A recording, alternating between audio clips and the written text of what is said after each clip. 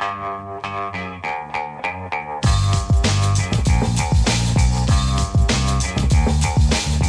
Lehrer on WNYC, live in the green space today. And listeners, when we're in the green space, you can watch The Brian Lehrer Show as well as listen, because we stream live video. You can get it at WNYC.org. You can get it on our Facebook page. That's WNYC's Facebook page, or the greenspace.org. That's green with an E at the end, thegreenspace.org, or WNYC's Facebook page, or it's probably streaming right on the homepage at WNYC.org if you want to watch live streaming video of our show today. And for American households, there is probably no face or voice in American journalism more recognizable than those of our next guest. Katie Couric is America's anchorwoman, an award-winning journalist who broke the glass ceiling for women in network news, among many other things that she has done. In a new docu-series, America Inside Out, produced with National Geographic for the National Geographic Channel, Couric journeys through dozens of towns and cities, talking to people one-on-one, and is focused on, this is a tough assignment that you took on, Katie. I know, you focus on heated and divisive topics. Welcome back to WNYC. Nice to see you, Brian. I wore a green dress for the green space. Very green. It's like a highlighter green. That's right. That's right. The gentle, bright kind of lime. You said it better than me. Highlighter green. Katie Couric, correspondent and executive producer of America Inside Out. And you dive into some really controversial conversations. There's an episode on white anxiety.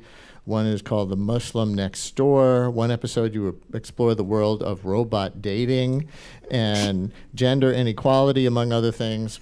We'll get to the robot dating, but how did you Confederate settle? iconography and the whole debate over Confederate statues. And as someone who loves history and went to the University of Virginia and was in Charlottesville for that horrendous rally last August, that's one that's particularly near and dear to my heart as well. So you went back there, and did you learn anything new about Charlottesville or that whole series of incidents that has not already been well digested by anybody and, divided them up into their camps?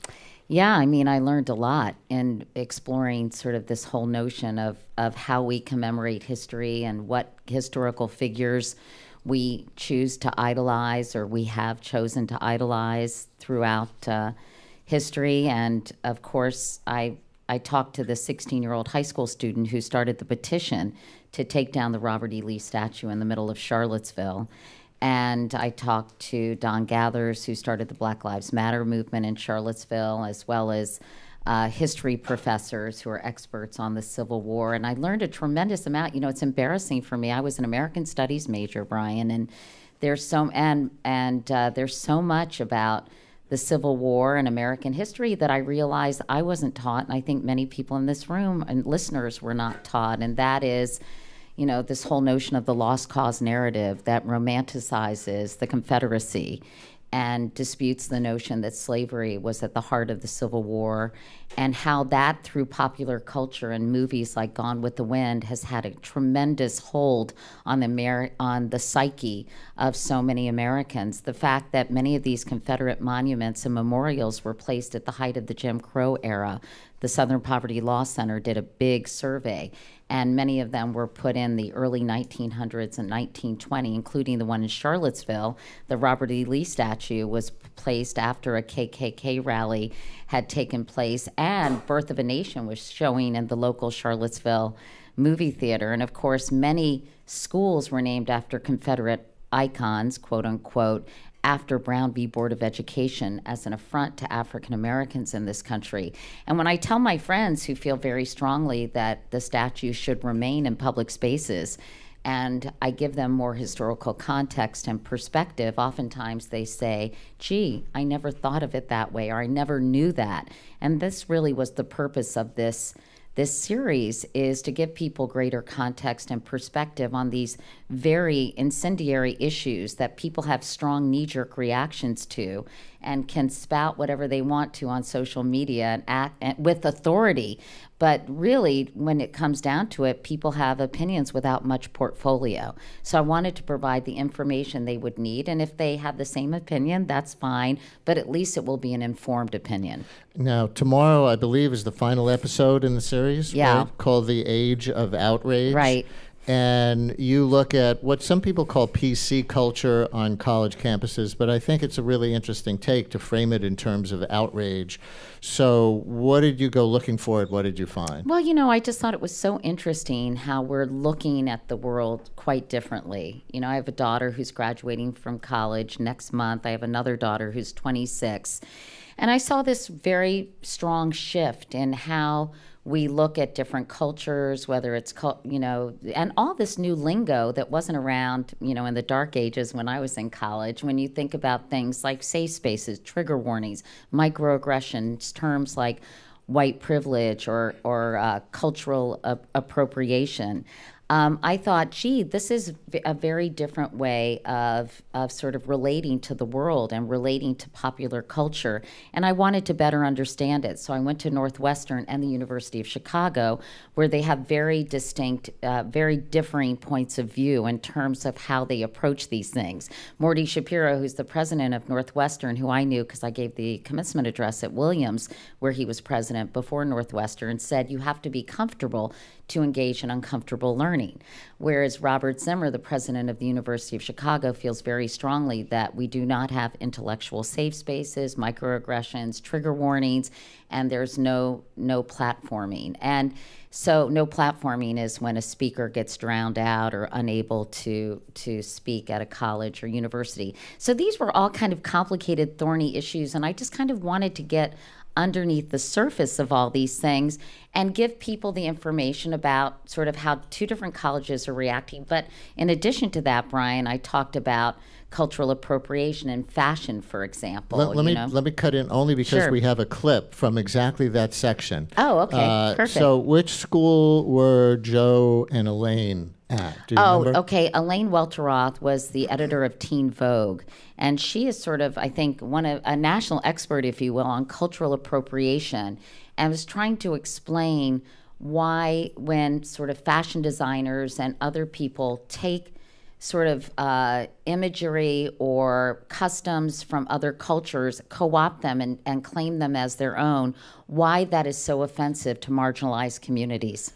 All right. So this is a dialogue between two people, including her, on And Josie is a fashion writer and editor. Josie, sorry.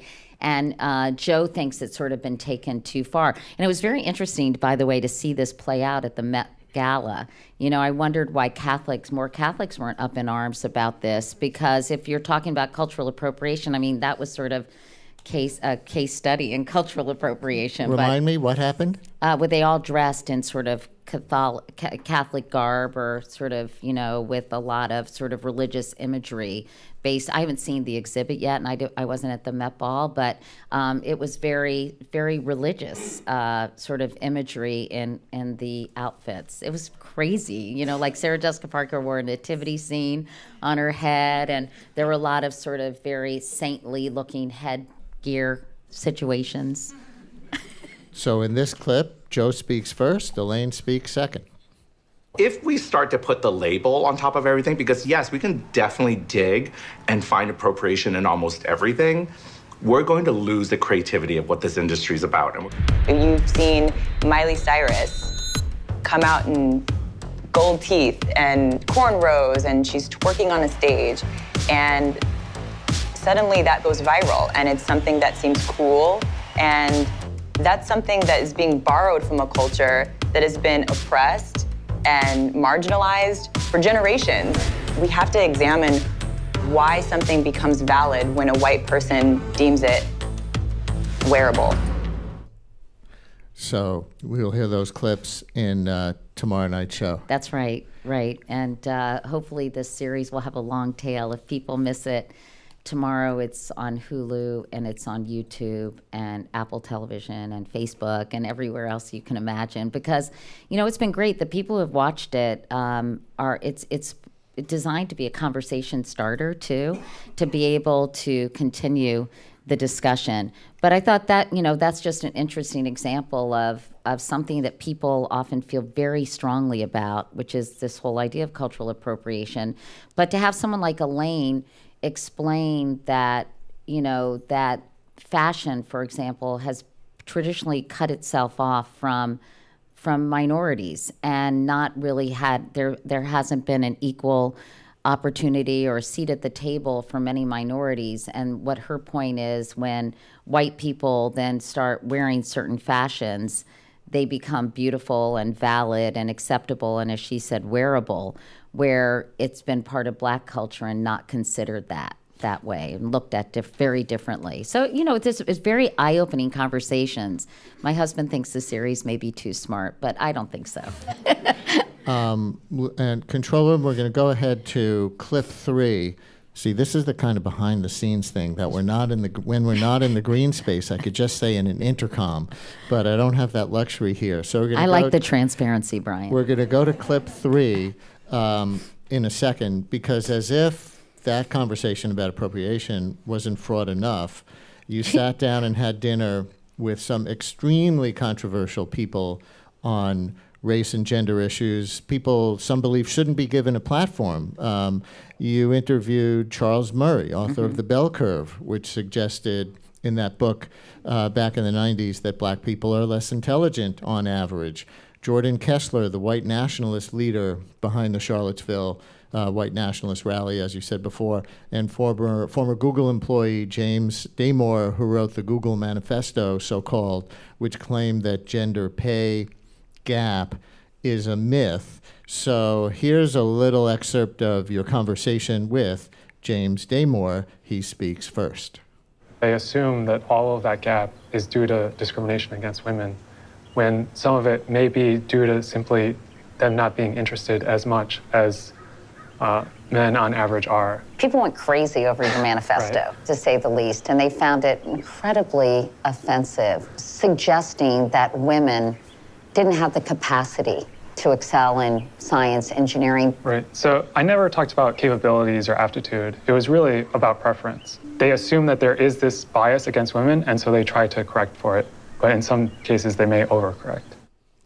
So this conversation really takes place on 2 levels. One is the content that you're talking to him about. The other is the concept of no platforming, and should people like him or Charles Murray even be given a platform to have a conversation with Katie Couric on national television, right? Oh, well, I have no problem trying to understand a controversial figure and where they're coming from. So I think if we shut those people out and not hear their point of view, and I guess that's the argument against no platforming too, that, I think it's really hard when you talk about people with really repugnant views. Would you invite Adolf Hitler to a college campus, for example, back Charles in the Murray's day? Theory that Black people Charles Murray is a very interesting case because I agree. I think what is the line between free speech and hate speech? But Charles Murray has also written extensively about class and society and socioeconomic issues. And I guess one could argue, should he be allowed to talk about that one paragraph in the bell curve and be challenged and have a debate on campus about this? And I talked to a Black PhD student at the University of Michigan. We feature him in the hour, and he said that the problem is Charles Murray's philosophy has been co-opted by white supremacists and used to spread racism all across the country, and that's why he didn't know platform Charles Murray when he went to Michigan, but he did challenge him on stage. So it's even Morty Shapiro believes that controversial figures should be allowed to speak and that there could be silent protests or a very spirited debate afterwards. But, I really don't come down on one side or the other. I basically show both positions and let viewers figure out where they stand on it. One more from the series, very much on the lighter side from what we've been talking about so far, the episode Your Brain on Tech. and you say you actually went on a date with a female robot and a male robot. What I does that didn't really even go mean? on a date. I mean, I think that basically I went to this sex robot factory. I think actually my guy is on the cover of New York Magazine, and he's obviously two-timing me because he went on a date with a New York Magazine writer. I was very upset when I heard that. No, but that whole hour is on. It asks the question: is technology robbing us of our essential humanity? In terms of our relationship with technology, our complete, obsession, which I have. I have a real problem with this, with our smartphones, and whether or not it's going to affect every aspect of our lives, or how is it affecting every aspect of our lives. And I kind of go through the hour talking about how technology increasingly is taking over. I interviewed some people who had a chip put in their hands in Fall River, Wisconsin, this company where they can open doors and turn on lights and pay for things from the vending machine. And sort of this merging of man and machine was very interesting to me. And I talked to the guy who's head of the virtual reality lab at Stanford, where, increasingly, especially in Asia, men are having relationships like that movie Her with Joaquin Phoenix, where they have relationships with their devices.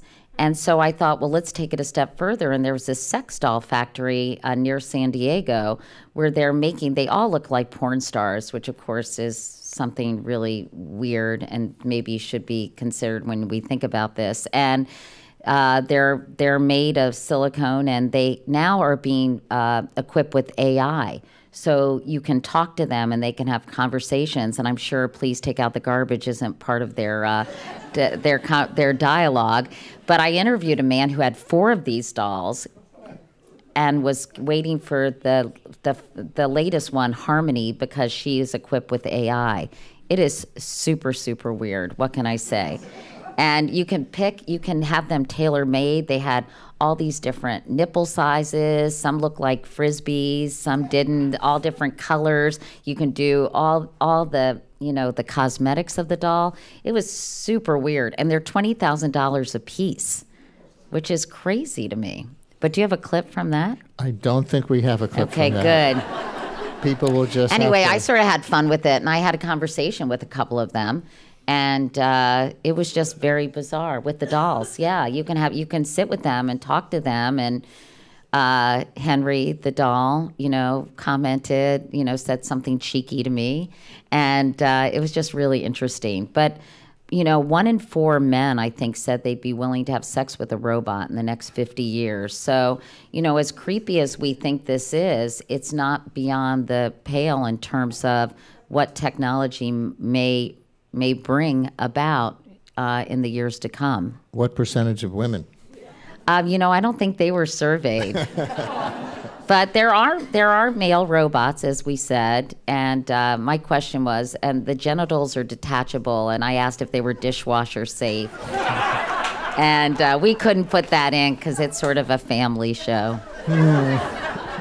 Yeah, people wash their dishes by hand these days. Well, that's... I'm not touching that. We're almost out of time. You became the first woman to anchor a major nightly newscast in 2006. Things have remained slow and gradual since then.